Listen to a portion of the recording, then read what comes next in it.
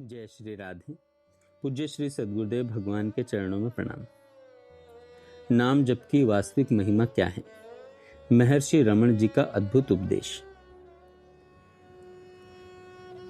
आज हम एक अत्यंत महत्वपूर्ण विषय पर विचार करेंगे। नाम जप की वास्तविक महिमा क्या है? नाम जप कब तक करना चाहिए? क्या केवल नाम जप से भगवान की प्राप्ति हो सकती है? इन प्रश्नों का उत्तर स्वयं महर्षि रमण ने अपने साधकों को दिया था। उनके उत्तर इतने सरल और गहरे हैं कि यदि उन्हें जीवन में उतार लिया जाए तो साधना की दिशा ही बदल सकती है। एक साधक ने महर्षि रमण से पूछा, भगवान का जप कब तक करना चाहिए? क्या जप के साथ भगवान के रूप का ध्यान करना भी आवश्यक है? महर्षि रमण जी ने उत्तर दिया, नाम जप तब तक करते रहो जब तक वह स्वाभाविक न बन जाए। सोचिए कितनी बड़ी बात है। हम में से अधिकांश लोग नाम जप को एक कर्म समझते हैं। कुछ माला कर ली, कुछ नाम ले लिया और समझ लिया कि नाम जप पूरा हो गया। लेकिन महर्षि रमण कहते हैं कि नाम जप का वास्तविक उद्देश्य केवल माला पूरी करना नहीं है। नाम जप तब पूर्ण होता है जब नाम हमारे जीवन का स्वभाव बन जाए। जिस प्रकार सांस अपने आप चलती है, उसी प्रकार भगवान का नाम भी भीतर निरंतर चलता रहे। यही नाम जप की सिद्धि है। महर्षि रमण जी कहते हैं, प्रारंभ में नाम जप प्रयत्न से किया जाता है, लेकिन अंत में वह अनायास होने लगता है। और जब नाम जप अनायास होने लगे तब वही साक्षात्कार की अवस्था है। साधक ने पूछा, क्या हमारे प्रयत्न सफल होंगे? महर्षि रमण जी मुस्कुराए और बोले, साक्षात्कार कोई नई वस्तु नहीं है जिसे प्राप्त करना हो। वह तो हमारा स्वभाव है। सूर्य को उत्पन्न नहीं करना पड़ता, केवल बादलों को हटाना पड़ता है। इसी प्रकार आत्मा को प्राप्त नहीं करना पड़ता, केवल अज्ञान के आवरण को हटाना होता है। नाम जप, ध्यान, भक्ति और आत्मविचार, ये सब उसी आवरण को हटाने के साधन हैं। महर्षि रमण कहते हैं, सत्य तो पहले से विद्यमान है, हमें केवल असत्य को हटाना है। असत्य क्या है? शरीर में आसक्ति, संसार में अत्यधिक मोह, मन के अनगिनत विचार, अहंकार और वासनाएं।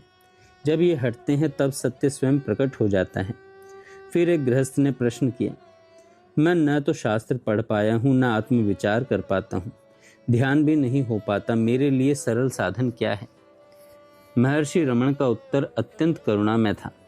उन्होंने कहा, यदि कुछ और नहीं कर सकते तो मैं का जप करते रहो। चलते समय, बैठते समय, काम करते समय बार बार अपने भीतर मैं का स्मरण करो। क्यों? क्योंकि अहम ईश्वर का ही एक नाम है। जब साधक अपने वास्तविक मैं की ओर मुड़ता है तब धीरे धीरे उसका मन बाहरी संसार से हटकर आत्मा में स्थिर होने लगता है। फिर प्रश्न आया, अजपा जप क्या है? आज बहुत लोग सोहम सोहम बोलते हुए उसे अजपा कहते हैं, लेकिन महर्षि रमण जी ने कहा, वास्तविक अजपा वह है जो बिना बोले अपने आप चलता रहे। सच्चा आत्मा निरंतर अहम अहम का अनुभव कर रहा है। वह जप कभी रुकता नहीं। उसे पहचान लेना ही वास्तविक अजपा जप है। जब तक जप हम कर रहे हैं तब तक वह साधना है। जब जप अपने आप होने लगे तब वह सिद्धि है। फिर साधक ने पूछा, मौखिक जप श्रेष्ठ है या मानसिक? महर्षि रमण जी ने कहा, स्पष्ट कहा कि मानसिक जप श्रेष्ठ है, क्योंकि ध्वनि विचार से उत्पन्न होती है और विचार मन से उत्पन्न होता है। जब हम मन में भगवान का नाम लेते हैं तब साधना अधिक सूक्ष्म हो जाती है। यही कारण है कि नाम जप की परिपक्व अवस्था ध्यान कहलाती है। जब अनेक विचार समाप्त होकर केवल एक विचार शेष रह जाए, भगवान का नाम, तब उसे ध्यान कहते हैं। और जब वह एक विचार भी अपने मूल में विलीन हो जाए तब आत्म साक्षात्कार होता है। फिर एक साधक ने पूछा, भगवान के नाम में इतनी शक्ति क्यों होती है? महर्षि जी ने एक अद्भुत उदाहरण दिया। उन्होंने कहा, तुम्हारा नाम तुम्हारे शरीर पर लिखा हुआ नहीं था, फिर भी जब कोई तुम्हारा नाम पुकारता है तब उत्तर देते हो। क्यों? क्योंकि तुमने अपने आप को उस नाम से जोड़ लिया है। उसी प्रकार भगवान का नाम भी भगवान से जुड़ा हुआ है।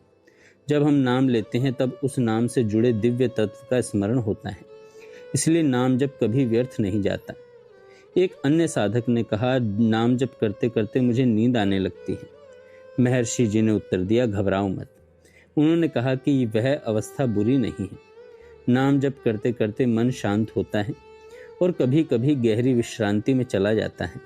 नियमित अभ्यास करते रहो, धीरे धीरे तुम जान जाओगे कि केवल नाम जब केवल जागृत अवस्था में ही नहीं, भीतर निरंतर चलता रहता है। फिर एक अत्यंत महत्वपूर्ण प्रश्न पूछा गया, क्या बिना भक्ति के मशीन की तरह नाम जप करना उचित है? महर्षि जी ने कहा, यह प्रारंभिक बात है, बाकी ऐसा नहीं करना चाहिए। उन्होंने उदाहरण दिया, केवल दवा का नाम लेने से रोग नहीं मिटता, दवा का सेवन करना पड़ता है। उसी प्रकार केवल शब्दों को दोहराते रहना प्रारंभ में पर्याप्त है। नाम के साथ श्रद्धा, विश्वास और प्रेम भी होना चाहिए। नाम जप का उद्देश्य भगवान को पुकारना है। फिर मंत्र दीक्षा के विषय में प्रश्न हुआ। महर्षि जी ने कहा, योग्य गुरु से प्राप्त मंत्र विशेष प्रभावशाली होता है, क्योंकि गुरु केवल शब्द नहीं देता, वह अपनी शक्ति और कृपा भी देता है। उन्होंने राजा और मंत्री की प्रसिद्ध कथा सुनाई। एक ही आदेश सैनिक को दो लोगों ने दिया। मंत्री का आदेश प्रभावहीन रहा, लेकिन राजा का आदेश तुरंत मान लिया गया। शब्द वही थे पर शक्ति अलग थी। इसी प्रकार गुरु द्वारा दिया गया मंत्र विशेष प्रभाव रखता है। अंत में साधक ने पूछा, मुझे ओमकार मंत्र मिला है, क्या मैं उसका जप करूं? महर्षि जी ने कहा, यदि श्रद्धा है तो अवश्य करो। फिर उन्होंने नाम जप का अंतिम रहस्य बताया। उन्होंने कहा, मंत्र जाप का अंतिम उद्देश्य यह अनुभव करना है कि मंत्र पहले।